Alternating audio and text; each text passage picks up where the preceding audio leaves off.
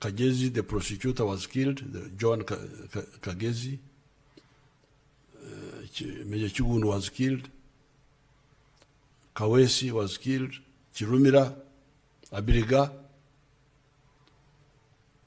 Now, those killings, when I studied the issue, I could see that they were happening, and the killers were not being arrested up to now because of essentially two reasons. One reason was infiltration in the police.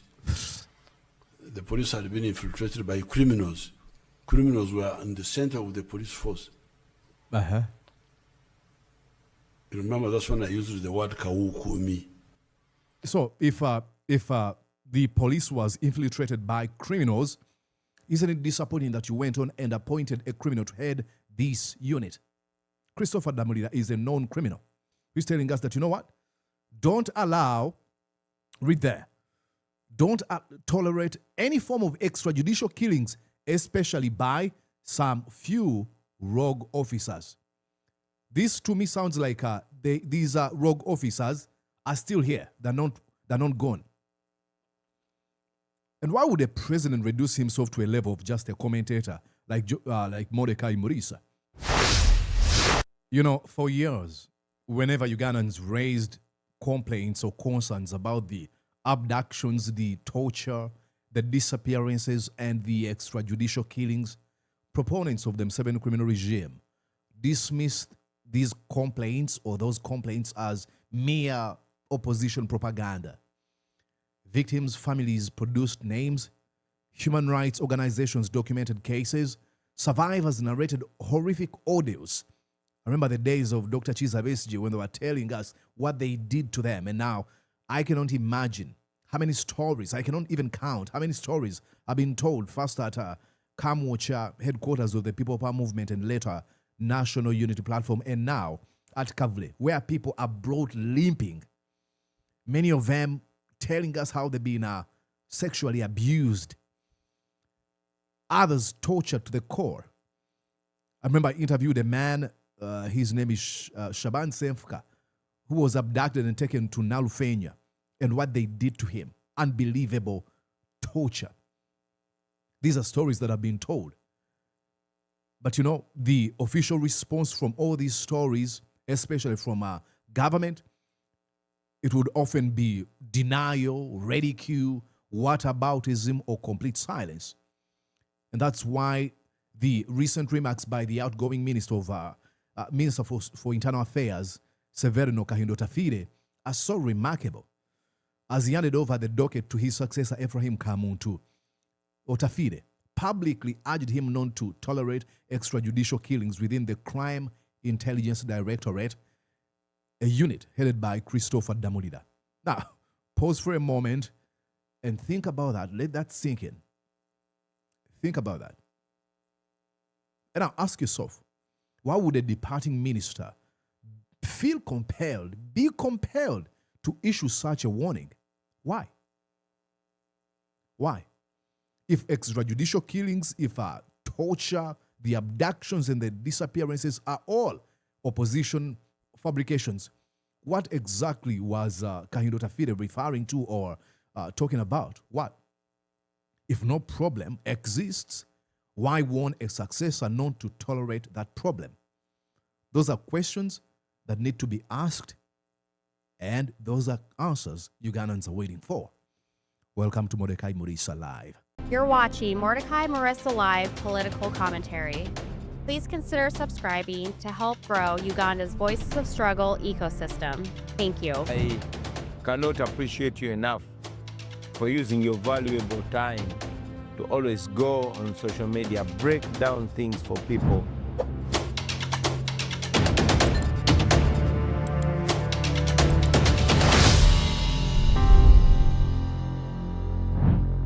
All right, ladies and gentlemen, I'm going to have to start with showing you what this is Ephraim Kahinda Otafiire.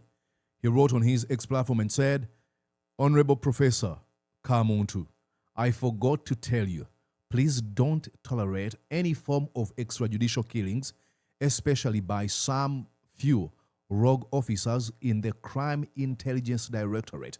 He was so direct and very specific. He chose where to direct his focus. He says, please, that's a plea.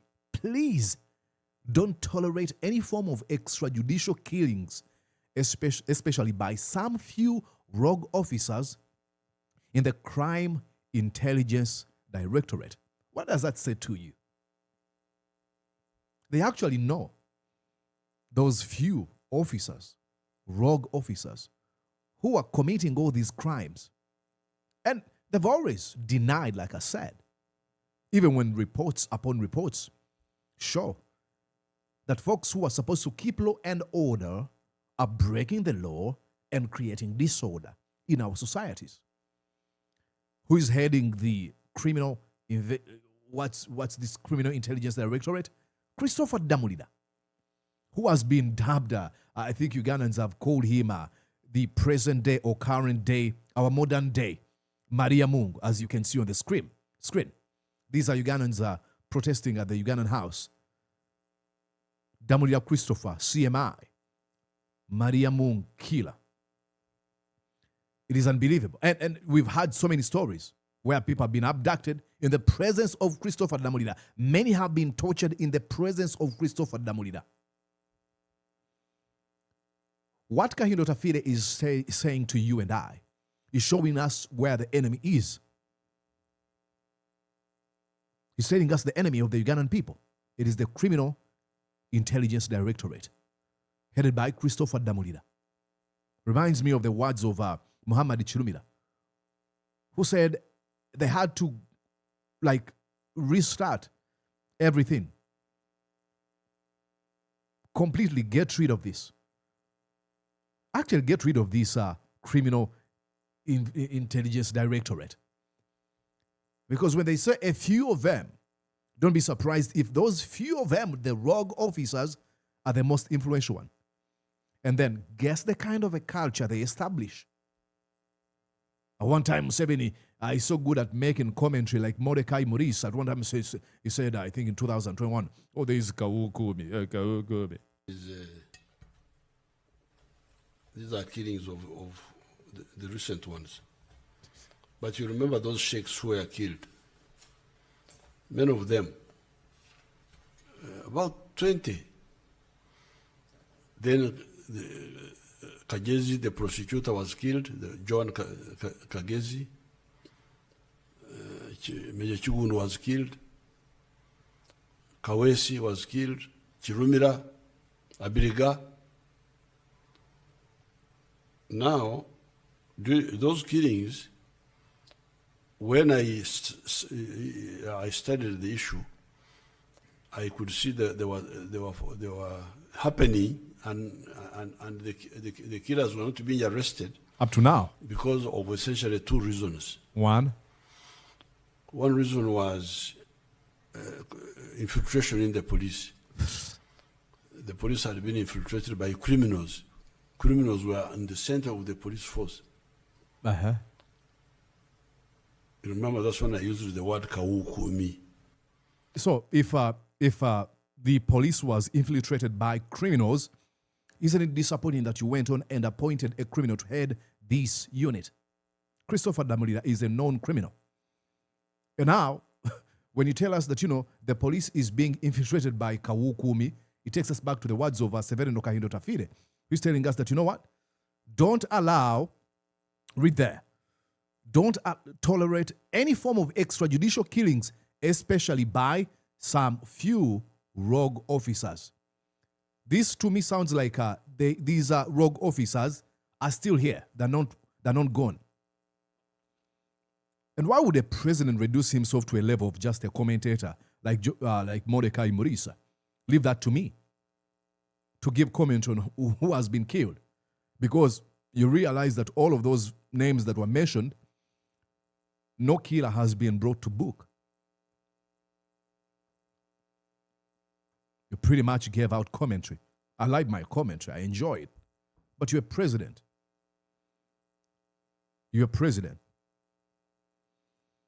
And Uganda is such in such a very, very dangerous place that you have a minister, the outgoing minister for internal affairs, giving that warning publicly. And he's not going to be summoned, or there's not going to be people sitting, somewhere trying to break down and understand what's going on. Because Kahinda Otafiire is pretty much telling us, I know the rogue officers in this Criminal Intelligence Directorate. That's what he's saying. And guess what?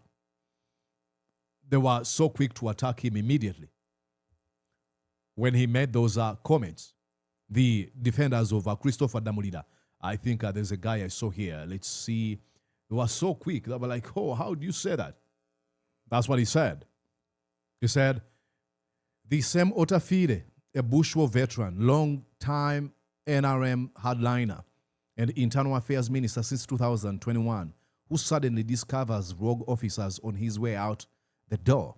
What was this conduct during his tenure? He oversaw the ministry, attended security meetings, received intelligence, and had authority to discipline, transfer, or push prosecutions. Instead, he kept quiet strategically and now drops vague warning about some few rogue officers like a concerned citizen. Classic cover your ass move, liar. All these people are saying, oh, that's a lie. Look, many people are afraid of confronting the problem, but they will signal where the problem is. And this is what pretty much Kahinda Otafiire is doing. They know for sure, that guy who's defending Ddamulira right now knows for sure that these extrajudicial killings are happening. There are some rogue officers sanctioned by Ddamulira. That's why you see the attack. I mean, will that gentleman come out and explain why this? All these haters of the Museveni criminal regime? This was some sort of an autopsy by Amnesty International. Authorities must investigate election-related killings, arbitrary arrest, and torture of opposition members, supporters. Watch. That was April 2026. Amnesty International. It's gone.